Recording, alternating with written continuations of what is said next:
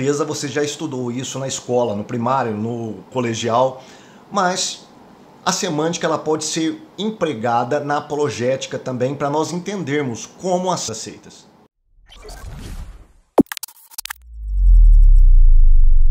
As seitas utilizam uma semântica enganosa, que acredita que um cristão acredita. Mas isso tem a ver com os truques semânticos que as seitas usam para poder... As seitas utilizam os mesmos vocábulos bíblicos, porém com significados completamente diferentes. Senhor, Cristo, Deus, salvação, ela pode ter o vocábulo igual ao vocábulo bíblico evangélico, porém com significados completamente diferentes. Eu vou trazer daqui a pouco para você alguns exemplos de seitas que utilizam vocábulos quase evangélicos, porém com significados completamente distorcidos. Bom, nós falamos aqui sobre o Dr. Walter Martin, ele deu essa introdução sobre a semântica das seitas, e esse trabalho aqui do Leonardo de Chirico, ele é um pesquisador de catolicismo romano, um dos maiores pesquisadores da atualidade. Ele escreveu esse livro, Mesmas Palavras, Universos Distintos. Ele vai fazer um estudo de caso do catolicismo baseado no que o Dr. Walter Martin disse aqui. Ele não vai referenciar o livro do Walter Martin, mas ele vai usar a mesma estrutura que o Walter Martin enunciou aqui. E aqui na página 76, onde ele vai tratar sobre o vocábulo justificação e regeneração dentro do catolicismo, ele vai dizer o seguinte, ó: o significado teológico da palavra regeneração e justificação é bastante claro e todas as tradições cristãs a reconhecem. A diferença entre elas não será tanto na palavra em si, mas no universo teológico em que implantaram a palavra a fim de explicar-lhe o sentido. E aí ele vai dar inúmeros exemplos que o catolicismo utiliza, várias palavras, vários vocábulos iguais aos vocábulos evangélicos, porém com sentido completamente diferente. Então vamos dar alguns exemplos de algumas seitas que utilizam palavras e vocábulos iguaizinhos os vocábulos que um crente evangélico utiliza, porém com significado completamente diferente. A primeira dessas seitas é o mormonismo. Por exemplo, a doutrina da Trindade. Se você que estiver dialogando com o mormon sobre Deus, né, quem é Deus, a identidade da divindade, o mormon ele vai concordar com você que existe uma Trindade. Não, nós acreditamos na Trindade. Então, se você parar por aí e não pedir para o mormon definir o que é Deus para ele, quem é Deus para ele, o que é a Trindade, você vai sair frustrado, porque vai parecer que ele acredita no mesmo Deus que nós acreditamos, na mesma Trindade. E na verdade, quando o mormon começa a definir o seu Deus, nós vemos que ele está muito longe de ser o Deus da Bíblia, ou seja, o Deus que nós acreditamos. Portanto, o Deus mormon é um Deus Pai de carne e ossos, um Espírito Santo e um Jesus que galgou o cargo de Deus, galgou a estatura de Deus. Olha, isso não é Trindade. Além do mais, a Trindade mormon são 3 deuses diferentes e não um único Deus que manifesta-se em 3 pessoas distintas, Pai, Filho e Espírito Santo. O Pai para os mormons é um Deus diferente do Deus Filho, que é diferente do Deus Espírito Santo. São evangélicos. Somos cristãos. Né? Muitos espíritos se denominam cristãos e acreditam piamente que são cristãos. Mas quando você pede para ele definir o que é o Evangelho, ele não vai para a Bíblia, ele vai para Allan Kardec. O Evangelho nada mais é do que a manifestação dos Espíritos, a doutrina dos Espíritos. Isso seria o Evangelho para um kardecista, por exemplo. Para um católico, o que é justificação para um católico? Se você falar para um católico que ele pratica uma heresia de acreditar que ele é salvo pelas obras e não pela fé, ele vai dar risada na sua cara, pelo menos um católico que entende da doutrina católica. Ele vai falar, não, nós somos justificados pela fé.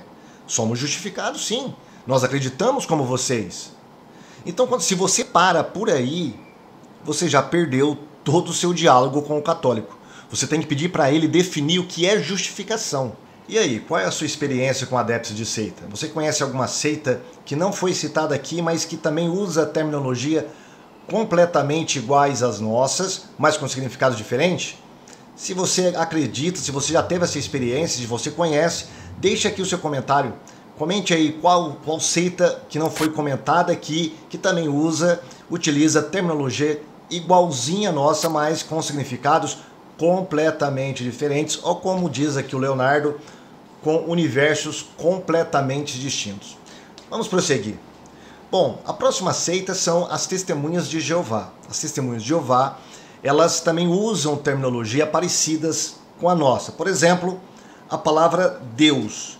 Se você falar para uma Testemunha de Jeová que ela não acredita que Jesus é Deus, ela vai falar para você, não, nós acreditamos que Jesus é Deus. E se você parar por aí, o seu diálogo ficou infrutífero, ficou inacabado. Por quê? Porque você não pediu para ela conceituar Deus dentro da terminologia, da semântica dessa seita. Então, quando você pede para ela, olha, então explica para mim que tipo de Deus é Jesus. Ele é Deus como é Jeová? Ela vai falar, não, Jesus é Deus como é, por exemplo, Satanás, que é o Deus deste século. Jesus é Deus como, por exemplo, aqueles juízes de Salmo 82, vós sois deuses. Então, há alguns seres poderosos dos quais levam títulos honoríficos de Deus, mas não que seja o Deus Todo-Poderoso. Então Jesus, ele também se enquadra nessa categoria de Deus. Então para nós Jesus é Deus. Então você percebeu que ela utiliza a mesma palavra, porém o significado é completamente diferente. Um adepto da nova era, ele vai falar que acredita no Cristo, mas o Cristo dele não tem nada a ver com o Messias que a Bíblia apresenta. O Cristo dele é um Cristo cósmico, algo totalmente místico. É um Cristo que teve reencarnações, são manifestações do Maitreya e por aí vai. Tá? A igreja local também ela utiliza a palavra trindade, mas quando você vai pedir a definição de trindade para os localistas, eles vão dizer que o Pai é o Filho e o Filho é o Espírito Santo, ou seja, há um só ser na divindade que manifesta-se, ou seja, utiliza máscaras como Pai, Filho e Espírito Santo. Não 3 personalidades, mas 3 modos de agir. Isso não é trindade. Nem a trindade da cristandade, a trindade teológica, e muito menos o que a Bíblia nos apresenta. Então nós temos inúmeros casos de seitas que nós poderíamos ficar aqui citando, né? Várias seitas que utilizam terminologias diferentes. Os adventistas do 7º dia acreditam que são salvos pela graça, mas o que é graça para um adventista? O que é ser salvo pela graça? Ser salvo pela graça é exercer fé em Cristo, mas praticar os 10 mandamentos. Se você não guardar o sábado, por exemplo, você não pode ser salvo. Ah, mas isso não é verdade. Nós acreditamos que nós somos salvos pela graça por meio da fé.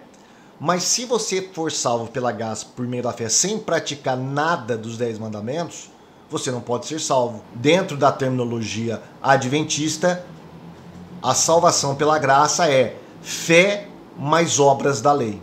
Isso que é salvação pela graça para um adventista. Né? Então, quando você estiver dialogando com um adepto de seita, peça para ele definir os conceitos, conceituar a terminologia. O que você quer dizer por Cristo? O que você quer dizer por Deus? O que você quer dizer por graça, por salvação, por evangelho, por justificação? O que isso significa para você? Porque senão você vai ficar frustrado e vai ficar rodopiando ali em torno daquele mesmo assunto sem chegar a lugar nenhum. Tá bom? Se você gostou desse vídeo, não deixe de deixar o seu like, isso ajuda muito o canal, tá? Curte, comente também e espalhe o nosso vídeo para outras pessoas para serem abençoadas como você está sendo abençoado. Tá? Eu vou trazer outros temas aqui relacionados a seitas e espero que você também assista aí e seja abençoado como você foi abençoado neste vídeo. Até o próximo vídeo, se assim o senhor permitir. Até lá, tchau!